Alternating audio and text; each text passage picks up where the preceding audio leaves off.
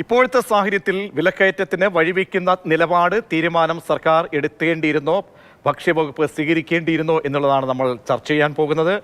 N Arun, CPI നേതാവ്, ഒപ്പം MK Haridas, the proper channel എന്ന സംഘടനയുടെ പ്രതിനിധിയാണ്. ശ്രീ എൻ അരുൺ, സർവത്ര വിലക്കയറ്റത്തിൽ പൊതുജനം പൊറുതിമുട്ടുന്ന ഒരു സാഹചര്യമാണ്. ഉപ്പ് തൊട്ട് കർപ്പൂരം വരെ, പെട്രോള് പുറത്തേക്കിറങ്ങിയാൽ ഓരോന്നിനും തൊട്ടതിനെല്ലാം വില കൂടുന്ന ഒരവസ്ഥ അത് പറഞ്ഞു കൊടുക്കേണ്ടതില്ല.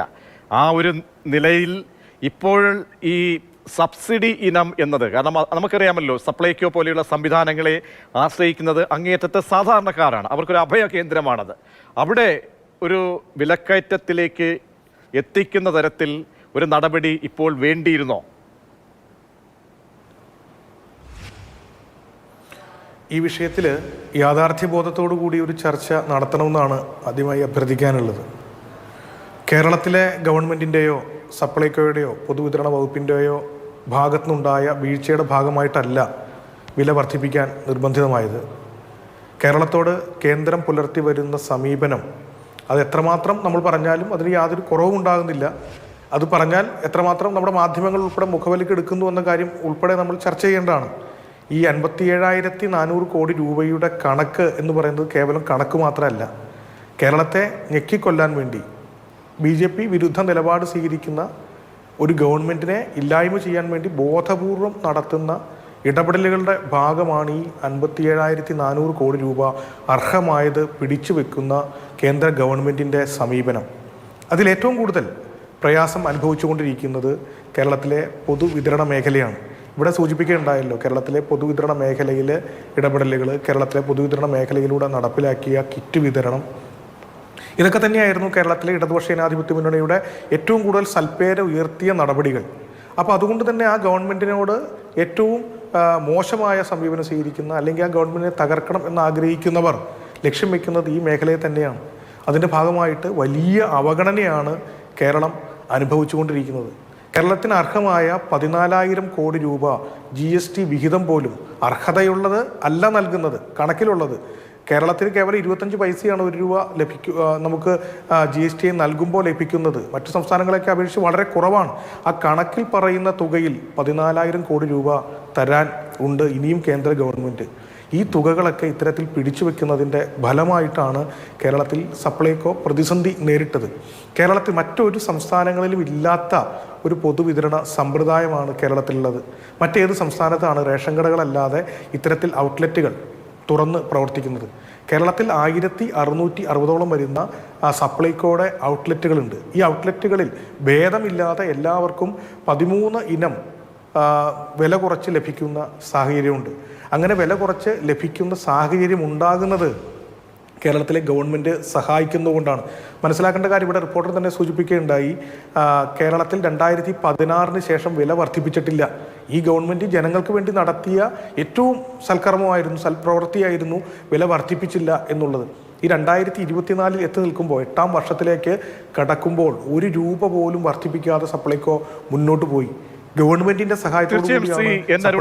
അത്തരത്തിലുള്ള ബാഹ്യമായിട്ടുള്ള ഒരുപാട് സമ്മർദ്ദങ്ങളുടെ മേലിലാണ് നമ്മൾ പോകുന്നത് എന്നൊക്കെ യാഥാർത്ഥ്യമാണ്. കാരണം ഈ 57,000 കോടിയിൽ കേന്ദ്രം അവരുടേതായ പല്ലവികൾ ആവർത്തിക്കുന്നുണ്ട്. കാരണം ഈ കണക്കുമായി ബന്ധപ്പെട്ട് കടമെടുപ്പ് പരിധി അത് നിശ്ചയിക്കാനോ അല്ലെങ്കിൽ ഒരു തടയിടാനോ ഉള്ള ശ്രമം എന്താണ് എന്ന് കോടതിയിലടക്കം പറഞ്ഞ കാര്യങ്ങളാണ്. കോടതി അതുമായി ബന്ധപ്പെട്ടൊരു സമവായം മുന്നോട്ട് വയ്ക്കുകയും ചെയ്യുന്നു. ഇന്നിപ്പോൾ ഡൽഹിയിൽ അതുമായി ബന്ധപ്പെട്ട് സംസ്ഥാന സർക്കാരിൻ്റെ ഈ ആവശ്യങ്ങളുമായി ബന്ധപ്പെട്ടൊക്കെയുള്ള ചർച്ചകൾ മുന്നോട്ട് പോവുകയും ചെയ്യുന്നു. അതിൻ്റെ മെറിറ്റ് എന്താണോ എന്നതിനപ്പുറത്തേക്ക് വരുമ്പോൾ നമുക്കൊരു പ്ലാൻ B അത് പറഞ്ഞിരുന്നതാണ്. ധനമന്ത്രി തന്നെ മുന്നോട്ട് വെച്ച് എന്താണെന്ന് പറഞ്ഞില്ല, സസ്പെൻസിലിരിക്കുകയാണ്. പക്ഷേ ഇപ്പോൾ ഭക്ഷ്യമന്ത്രിക്ക് ഒരു പ്ലാൻ B ഇറക്കേണ്ടി വരികയാണോ? അതും ഒരു നയം. നമുക്കറിയാം, ഇടതുപക്ഷത്തിൻ്റെ മുഖം എന്നുള്ളത് ഈ വെൽഫെയറാണ്. സ്റ്റേറ്റിൻ്റെ വെൽഫെയർ ഏറ്റവും നന്നായിട്ട് കൊണ്ടുപോയതിൽ വളരെ കാര്യക്ഷമമായിട്ടുള്ള ഇടപെടൽ നടത്തിയ കാലഘട്ടങ്ങളൊക്കെയും CPI മന്ത്രിമാരെ പോലെയുള്ള ആളുകളൊക്കെ ഒരുപാടുണ്ടായിരുന്നു.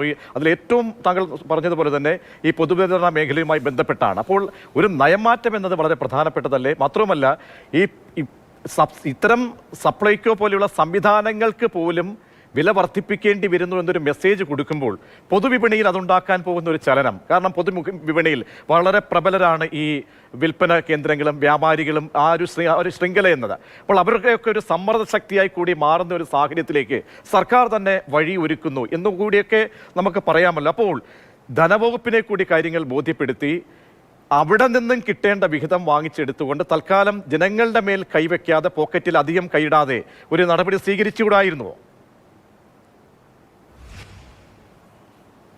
നോക്കൂ, അങ്ങ് മനസ്സിലാക്കേണ്ട ഒരു കാര്യം, 2016 ഇടതുപക്ഷ ജനാധിപത്യ മുന്നണി ഗവൺമെൻറ് വന്നത്. 2014 ഡിസംബർ മാസത്തിലാണ് അവസാനമായി സപ്ലൈകോയിൽ വില വർധനവുണ്ടായത്. അപ്പോൾ 2014 വിലയ്ക്ക് നമ്മൾ ഉൽപ്പന്നങ്ങൾ നൽകിക്കൊണ്ടിരിക്കുകയാണ്. അതിൽ ഏറ്റവും പ്രാധാന്യത്തോടുകൂടി മനസ്സിലാക്കേണ്ടത് 2016 ഇടതുപക്ഷ ജനാധിപത്യ മുന്നണി അധികാരത്തിൽ വരുന്ന സമയത്ത് പൊതു മാർക്കറ്റിലെ വിലയിൽ നിന്നും 24% കുറച്ചാണ് അന്ന് ഇടതുപക്ഷ അധികാരത്തിൽ വരുന്ന ഘട്ടത്തിൽ, അല്ലെങ്കിൽ UDF ഭരണം അവസാനിപ്പിക്കുന്ന ഘട്ടത്തിൽ നമ്മുടെ സപ്ലൈകോയിൽ നമ്മൾ ഉൽപ്പന്നങ്ങൾ നൽകിയിരുന്നത്. ഇപ്പോൾ അത് 56% കുറവായി വന്നിട്ടുണ്ട്. അത്തരത്തിൽ കുറവ് അളവിൽ വ്യത്യാസമുണ്ട്, അല്ലെങ്കിൽ തുകയിൽ വ്യത്യാസം ഉണ്ടാകുവാനുണ്ടായ സാഹചര്യം നമ്മുടെ പൊതു മാർക്കറ്റിൽ ഉണ്ടായ വലിയ വിലക്കയറ്റമാണ്. ആ വലിയ വിലക്കയറ്റം നിലനിൽക്കുന്ന സാഹചര്യത്തിലാണ് 24% കുറവിൽ വിറ്റിരുന്ന നമ്മുടെ ഉൽപ്പന്നങ്ങൾ ഇപ്പോൾ 2024 നമുക്ക് 56% കുറവിൽ വിൽക്കേണ്ട അവസ്ഥ ഉണ്ടായത്. ഭീമമായ നഷ്ടത്തിലാണ് ഈ സ്ഥാപനം നിലനിർത്തുക എന്നുള്ളതാണല്ലോ ഏറ്റവും പ്രധാനപ്പെട്ട കാര്യം. അത്തരത്തിൽ സ്ഥാപനം നിലനിർത്തുന്നതിൻ്റെ ഭാഗമായിട്ടാണ് 30 മുതൽ 35% വരെ വില കുറച്ച് വിൽക്കുവാനുള്ള തീരുമാനം എടുത്തിട്ടുള്ളത്. 2 ആഴ്ചയ്ക്കുള്ളിൽ നമ്മുടെ സപ്ലൈകോയിലെ ഈ സബ്സിഡി ഉൽപ്പന്നങ്ങൾ എല്ലാം തന്നെ എത്തുമെന്നാണ് നമ്മുടെ മന്ത്രി അറിയിച്ചിട്ടുള്ളത്. അതിനോടൊപ്പം തന്നെ നമ്മുടെ ബജറ്റ് മറുപടി പ്രസംഗത്തിൽ ധനകാര്യ വകുപ്പ് മന്ത്രി തന്നെ പറയുകയുണ്ടായി, സപ്ലൈകോയെ കൂടുതൽ പ്രാധാന്യത്തോടെ നോക്കിക്കാണുകയും അനുകൂല നിലപാട് ഉണ്ടാവുകയും ചെയ്യും. നമ്മുടെ ബജറ്റിൽ പറഞ്ഞിട്ടുള്ള എമൗണ്ടിൽ നിന്ന് വർദ്ധിപ്പിച്ച KSRTCയെ സഹായിച്ചതുപോലെ സപ്ലൈകോയെ സഹായിക്കും എന്നും പറഞ്ഞിട്ടുണ്ട്.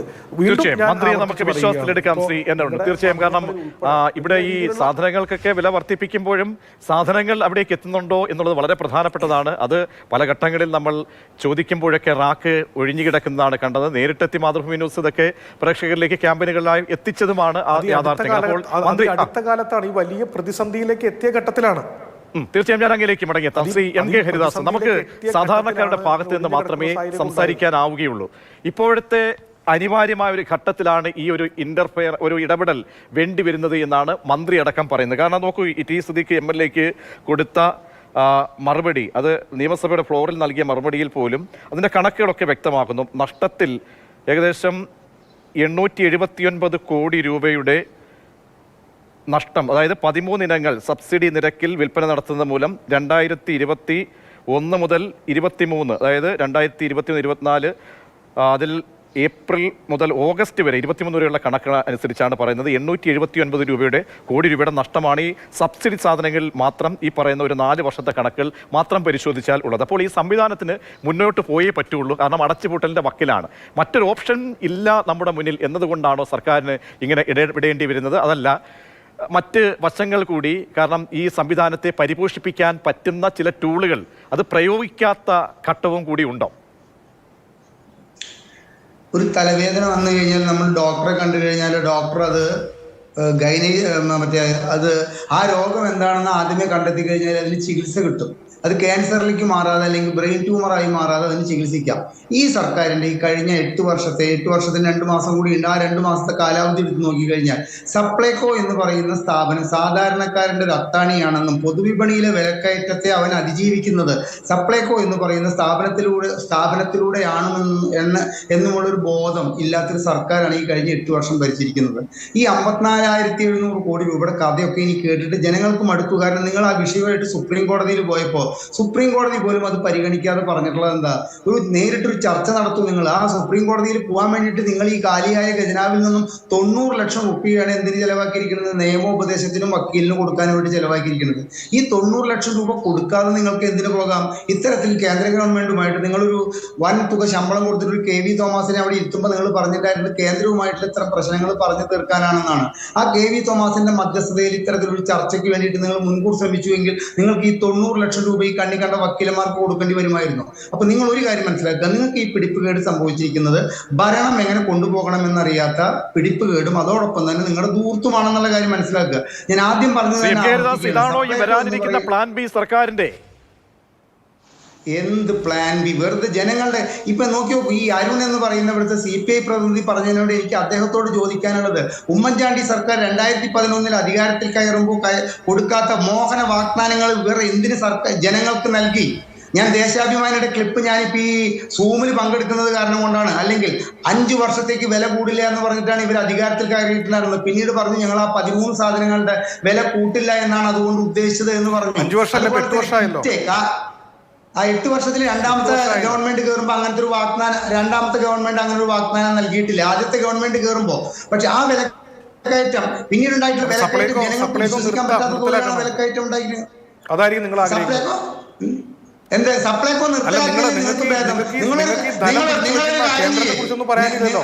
അല്ല, നിങ്ങൾക്ക് 57,400 കോടിയെ കുറിച്ച് പറയാനില്ലല്ലോ.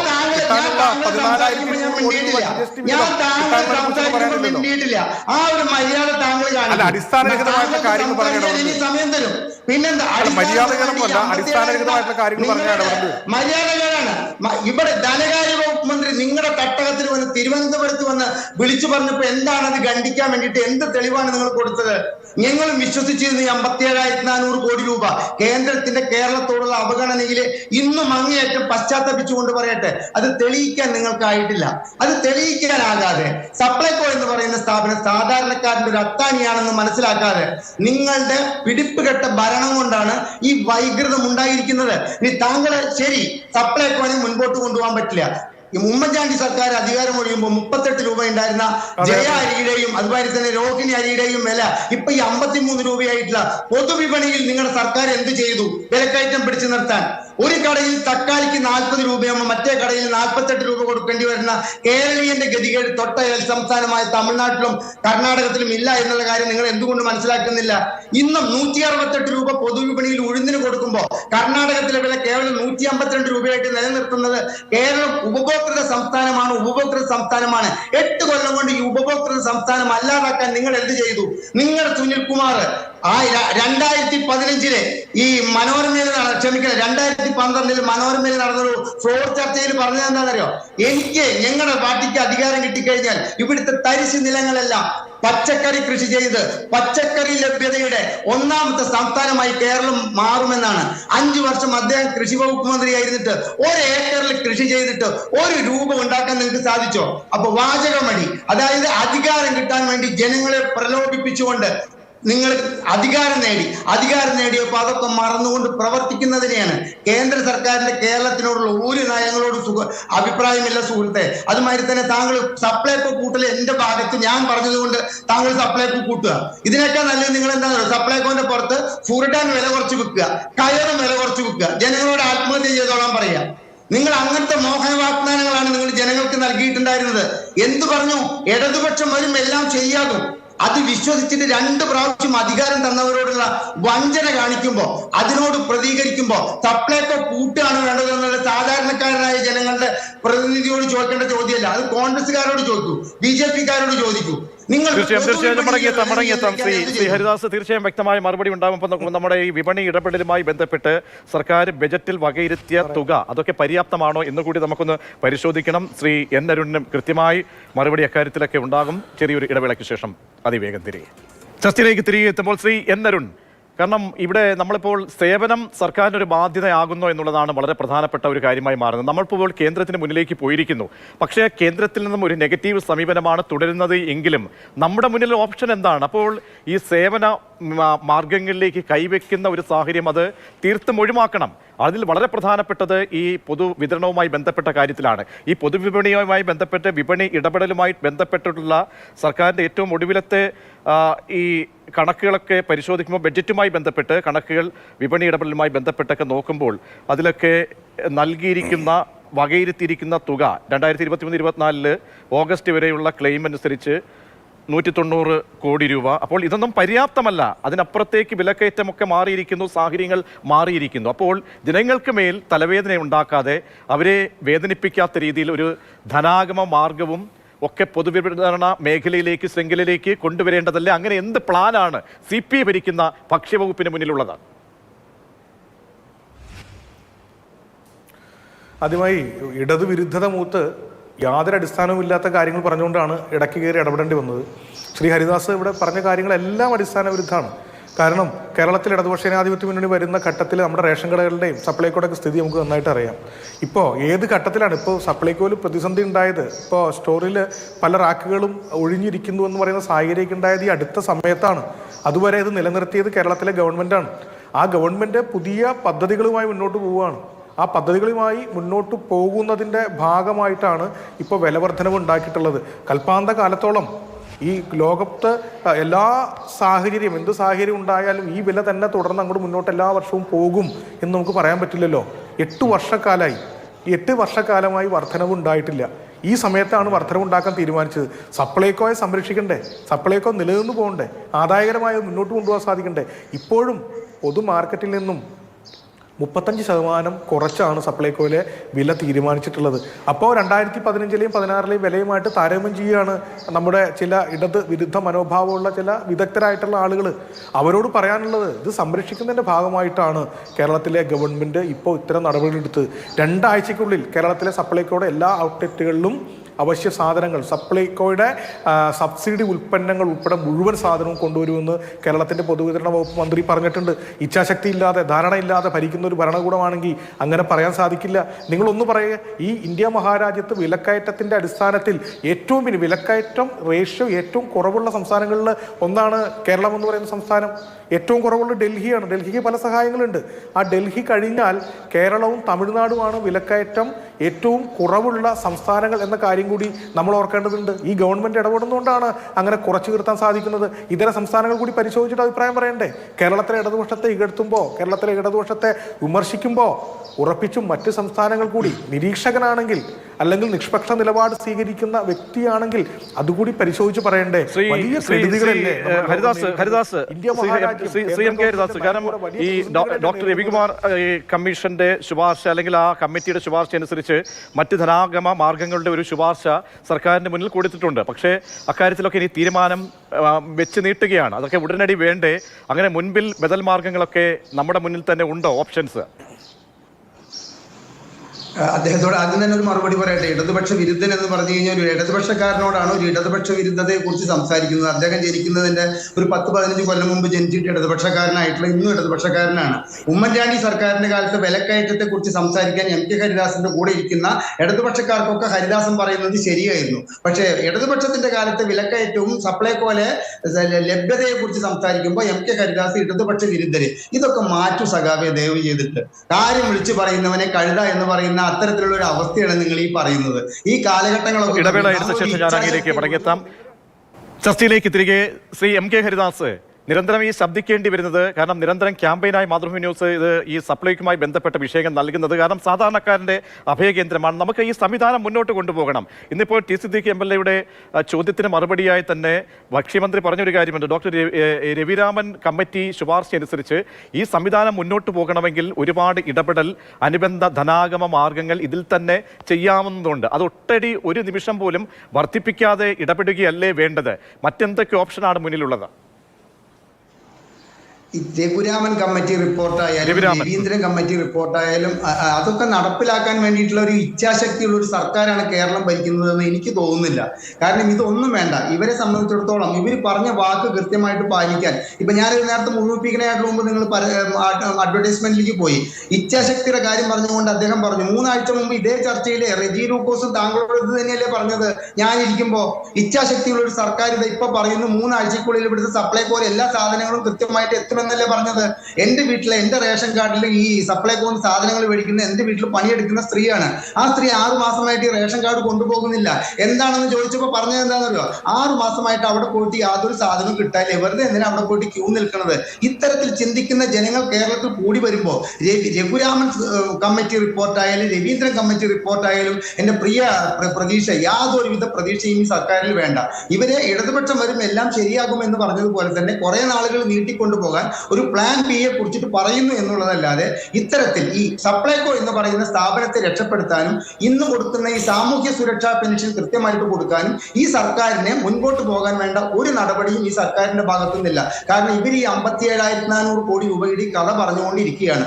സംസ്ഥാനത്ത് 26,800 കോടി രൂപ നികുതി ഇനത്തിൽ പിരിച്ചെടുക്കാനെന്നുള്ള CAG റിപ്പോർട്ടിനെ ഇവർ അങ്ങേയറ്റം അവഗണിക്കുന്നു. അതുപോലെ തന്നെ ഇന്ന് പറഞ്ഞിട്ടുള്ളത് എന്താ, കിഫ്ബിയുടെ ബാധ്യത സംസ്ഥാന സർക്കാരിന്റെ കടത്തിന്റെ വ്യാപ്തി കൂട്ടുന്നു. ഇതൊന്നും അംഗീകരിക്കാൻ തയ്യാറില്ല. ഇവര് പറയുന്നതാണ് ശരി. ഇത് കമ്മ്യൂണിസത്തിന്റെ വേറൊരു രോഗമാണ്. ഞങ്ങൾ പറയുന്നത് മാത്രമാണ് ശരി, മറ്റുള്ളവർ പറയുന്നതെല്ലാം തെറ്റാണ് എന്നൊരു ചിന്തയാണ് ഇവർക്ക്. ആ ചിന്ത ഇവർ മാറ്റണം. എന്നിട്ട് സപ്ലൈകോയിൽ ഈ കൃത്യമായിട്ട് ഈ സാധനങ്ങൾ ലഭ്യമാക്കാൻ എന്ത് ചെയ്യാൻ പറ്റുമെന്നുള്ളത് ഹൃദയം തുറന്നുള്ള ഒരു ചിന്തയോട് കൂടിയിട്ടുള്ള ഒരു ദീർഘവീക്ഷണത്തോട് കൂടിയുള്ള ഒരു കാഴ്ചപ്പാടോട് കൂടിയിട്ട് ഇവർ അതിന് തയ്യാറായി കഴിഞ്ഞാൽ അതാണ് ചോദ്യം. ശ്രീ ഹരിദാസ്, ശ്രീ എൻ അരുൺ, കഴിഞ്ഞ 2 ആഴ്ച മുൻപാണ് മന്ത്രിയെ ഇതേ ഫ്ലോറിൽ ഇതേ ചർച്ചയുമായി ബന്ധപ്പെട്ട് വിളിക്കുമ്പോൾ അദ്ദേഹം ഉറപ്പ് നൽകിയത് ഉടനടി സാധനങ്ങൾ എത്തിക്കാനുള്ള ശ്രമം നടത്തും എന്നൊക്കെ പറഞ്ഞിരുന്നു. ഇനി വില കൂട്ടിയിട്ടുണ്ട്. ആ വിലയ്ക്കപ്പുറത്തേക്ക് ഈ സാധനങ്ങൾ അവിടേക്ക് എത്തുമോ എന്നുള്ളതാണ് വളരെ പ്രധാനം. ഒന്നുകിൽ പരിപ്പ് മാത്രം, അല്ലെങ്കിൽ ചില കടകളിൽ വെളിച്ചെണ്ണ മാത്രം. ഈ സ്ഥിതിക്കൊക്കെ മാറ്റമുണ്ടാകുമോ? നയത്തിൽ നിന്നെന്തായാലും വ്യതിചലിക്കേണ്ടി വന്ന സാഹചര്യമാണ് മന്ത്രി തുറന്നു പറഞ്ഞത്. അതിനപ്പുറത്തേക്ക് ലഭ്യതയുടെ കാര്യത്തിൽ എന്തുറപ്പ് താങ്കൾക്ക് നൽകാൻ കഴിയും? ലഭ്യതയുടെ കാര്യത്തിൽ ഇപ്പോൾ പറഞ്ഞു, മന്ത്രി തന്നെ വളരെ കൃത്യമായി പറഞ്ഞിട്ടുണ്ട്, 2 ആഴ്ചക്കാലം കൊണ്ട് സപ്ലൈകോയുടെ ഔട്ട്ലെറ്റുകളിൽ മുഴുവൻ സാധനങ്ങളും എത്തിക്കാൻ സാധിക്കുമെന്ന്. ഈ പ്രതിസന്ധിയെക്കുറിച്ച് എന്തുകൊണ്ട് ഈ വിദഗ്ധരും സംസാരിക്കുന്നില്ല എന്ന് മനസ്സിലാകുന്നില്ല. ഗവൺമെന്റിന്റെ പിടിപ്പോട് കണ്ടെത്താനും ഗവൺമെന്റിനെ വിമർശിക്കാനും കാണിക്കുന്ന ജാഗ്രത, അല്ലെങ്കിൽ അതിൽ കാണിക്കുന്ന താല്പര്യം യാഥാർത്ഥ്യബോധത്തോടു കൂടി ഇതും ഈ അവസ്ഥയിലേക്ക് എത്തുവാനുണ്ടായ കാരണം എന്നതിനെക്കുറിച്ചും പറയേണ്ടതാണ്. ഞാൻ അദ്ദേഹത്തിൻ്റെ വാദഗതികൾക്കൊന്നും മറുപടി പറഞ്ഞ് സമയം കളയാൻ ആഗ്രഹിക്കുന്നില്ല. കേരളത്തിൻ്റെ ധനകാര്യ വകുപ്പ് മന്ത്രി ബജറ്റ് മറുപടി പ്രസംഗത്തിൽ തന്നെ പറയുകയുണ്ടായി, സപ്ലൈകോയെ സംരക്ഷിക്കാൻ വേണ്ടി പ്രത്യേക പാക്കേജുകൾ ഉണ്ടാക്കും. നമുക്കറിയാം, KSRTCക്ക് 900 കോടി രൂപയാണ് കഴിഞ്ഞ ബജറ്റിൽ പറഞ്ഞിരുന്നത്. അതിൻ്റെ 3 ഇരട്ടിയിൽ അധികം കോടി രൂപ KSRTCയെ സഹായിക്കാൻ വേണ്ടി നമ്മുടെ കേരളത്തിലെ ഗവൺമെൻറ് നൽകിയിട്ടുണ്ട്. സമാനമായ രീതിയിൽ പുതിയ പദ്ധതികൾ ഈ സപ്ലൈകോയെ സംരക്ഷിക്കാൻ വേണ്ടി ഈ ഗവൺമെൻറ് കൊണ്ടുവരും എന്നാണ് പറഞ്ഞിട്ടുള്ളത്. നിങ്ങൾ മനസ്സിലാക്കേണ്ട കാര്യം, കടമെടുക്കാനുള്ള പരിധി വരെ വെട്ടിക്കുറച്ചുകൊണ്ട് കേരളത്തെ തകർക്കാൻ തീരുമാനിച്ച് മുന്നോട്ട് പോകുന്ന ഒരു കേന്ദ്ര ഗവൺമെൻറ്റാണ് നമ്മുടെ മുകളിൽ ഇങ്ങനെ വാള് പോലെ തൂങ്ങിക്കിടക്കുന്നത്. ആ ഒരു പ്രതിസന്ധിയിൽ നിന്നുകൊണ്ടാണ് ഈ ഗവൺമെൻറ് ഈ പരിസരം മുഴുവൻ നടത്തിക്കൊണ്ടിരിക്കുന്നത്. 2 ആഴ്ചക്കാലം കൊണ്ട് കേരളത്തിലെ സപ്ലൈകോ ഔട്ട്ലെറ്റുകളിൽ 30 മുതൽ 35% വരെ പൊതുവിപണിയിൽ നിന്ന് വില കുറച്ച് സാധനങ്ങൾ കൊടുക്കുമെന്ന് കേരളത്തിൻ്റെ ധനകാര്യ വകുപ്പ് മന്ത്രി ഉറപ്പ് നൽകിയിട്ടുണ്ടെങ്കിൽ, അതിൻ്റെ ഭാഗമായിട്ട് പുതുക്കിയ വില പ്രഖ്യാപിച്ചിട്ടുണ്ടെങ്കിൽ യാതൊരു സംശയവും വേണ്ട, കേരളത്തിലെ പൊതുവിതരണ സമ്പ്രദായം സംരക്ഷിക്കും. കേരളത്തിലെ സപ്ലൈകോ ഔട്ട്ലെറ്റുകൾ കഴിഞ്ഞ 8 വർഷക്കാലത്തിൽ ഈ 2-3 മാസക്കാലം കൊണ്ടുണ്ടായിട്ടുള്ള പ്രതിസന്ധിയെ പരിഹരിക്കാനുള്ള ശേഷി ഗവൺമെൻറ്റിനുണ്ട്. കേരളത്തിലെ ജനങ്ങൾ അത് വിശ്വസിക്കുന്നുണ്ട്. കേരളത്തെ സംരക്ഷിക്കും എന്ന് പറഞ്ഞുകൊണ്ട് അധികാരത്തിൽ വന്നതാണെങ്കിൽ ആ ഗവൺമെൻറ്റിനെ വിശ്വസിച്ച ജനങ്ങളാണ് 5 വർഷക്കാലം കഴിഞ്ഞ് വീണ്ടും ഈ കേരളത്തിലെ ഗവൺമെൻറ് അധികാരത്തിൽ എത്തിച്ചിട്ടുള്ളത്. ആ വിശ്വാസ്യത ഈ ഗവൺമെൻറ് സംരക്ഷിക്കുക തന്നെ ചെയ്യും. വളരെ നന്ദി ശ്രീ എൻ അരുൺ. ഒപ്പം MK ഹരിദാസ് ചർച്ചയിൽ പങ്കെടുത്ത് വിലയിരുത്തലും നിർദ്ദേശങ്ങളും പങ്കുവച്ചതിന്. സപ്ലൈകോയിലെ വിലവർദ്ധനവുമായി ബന്ധപ്പെട്ട് സബ്സിഡി സാധനങ്ങൾക്ക് കൂട്ടിയ സബ്സിഡിയുടെ സാഹചര്യങ്ങളൊക്കെയാണ് വിലയിരുത്തപ്പെട്ടത്.